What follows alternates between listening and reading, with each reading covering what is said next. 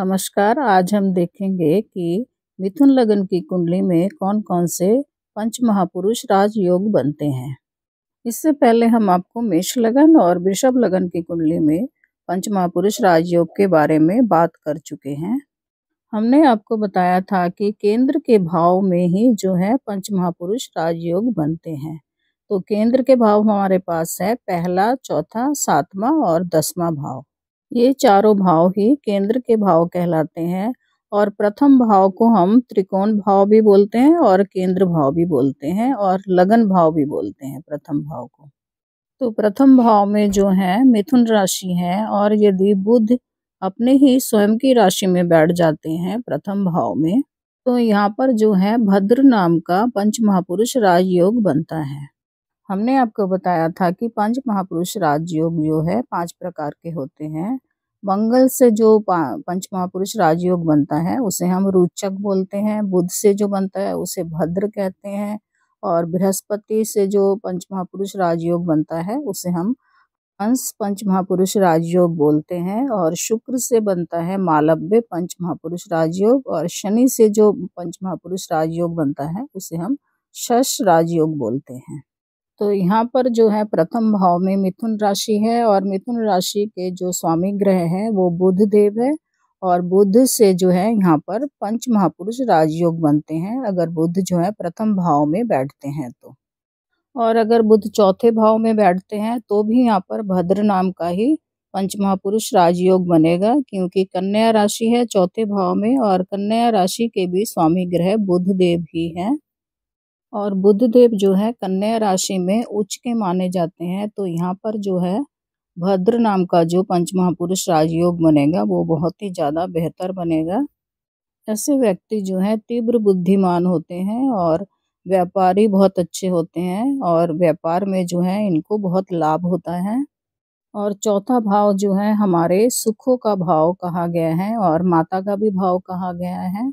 ऐसे व्यक्ति के पास जो है घर, भवन, वाहन, जमीन, जायदाद सभी चीजें होती हैं और ऐसा व्यक्ति बहुत सुखी होता है और ऐसे व्यक्ति को माता का भी बहुत सुख मिलता है। सप्तम भाव में धनु राशि है और धनु राशि के स्वामी ग्रह जो है गुरु बृहस्पति देव है और गुरु के यहाँ बैठने से जो है हंस नामक पंच महापुरुष राजयोग बनता है। ऐसा व्यक्ति बहुत सदाचारी होता है, अपने ज्ञान से धनार्जन करता है। ऐसे लोग समाज में प्रतिष्ठित व्यक्ति होते हैं, अपने ऊंचे पद पे विराजमान रहते हैं। सप्तम भाव जो है जीवन साथी का भी भाव है ये और गुरु एक सात्विक ग्रह है, आचार्य हैं। तो गुरु के यहाँ बैठने से जो है जीवन साथी के साथ लड़ाई झगड़े तो नहीं होंगे बहुत ज़्यादा, लेकिन जीवन साथी के प्रति बहुत ज़्यादा रुचि भी नहीं होगी।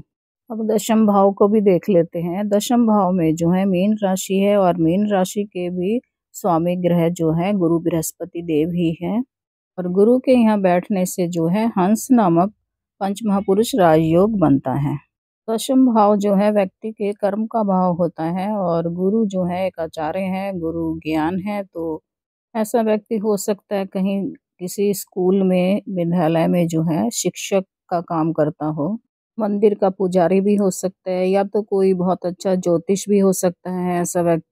ऐसा व्यक्ति जो है अपने ज्ञान से ही अपने लिए आजीविका कमाएगा।